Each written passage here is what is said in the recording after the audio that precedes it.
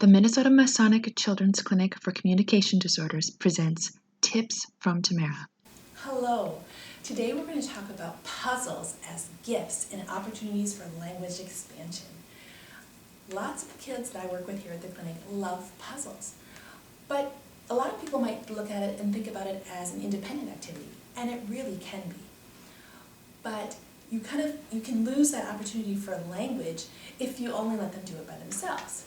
So here are some tips and tricks for playing with puzzles. There's lots of different kinds of puzzles. There's peg puzzles for really help with motor control. There's inset puzzles. There are floor puzzles. There are 3D puzzles, which I didn't want to do because it's usually complicated, but kids really get it. So some tips and tricks, you can be the giver of cool stuff. So maybe you have like a little bin, or you even have it in your lap or behind your back, and you can give your child the pieces. You can just be the giver, and then you can label green, blue, or you can hold out two pieces and be like, which one? And then have them reach for one.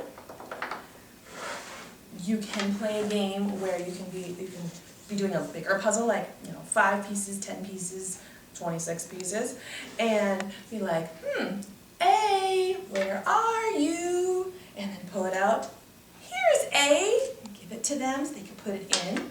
You can be a silly person, and as it goes along, you get the next one, and you're like, J, where are you? Here I am. Or you can hide it in your hands and have them guess, or put it somewhere and be like, J.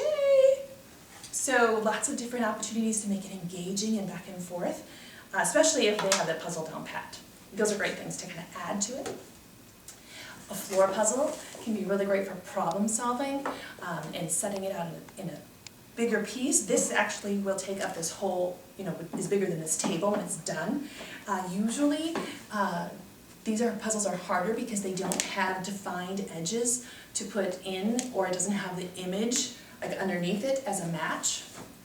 So your child, after they graduate from these puzzles and you're looking for something more challenging, maybe a floor puzzle or a puzzle that doesn't have the image underneath can be the next step. Another puzzle that we can do is to work on language is something that's like with thematic vocabulary.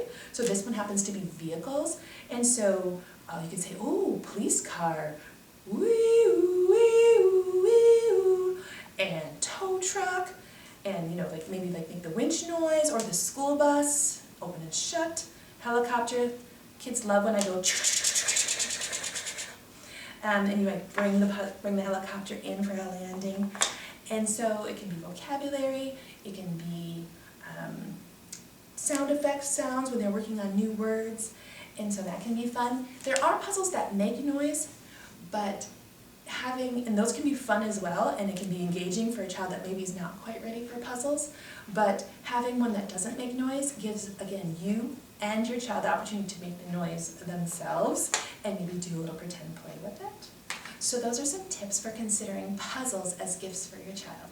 Thank you.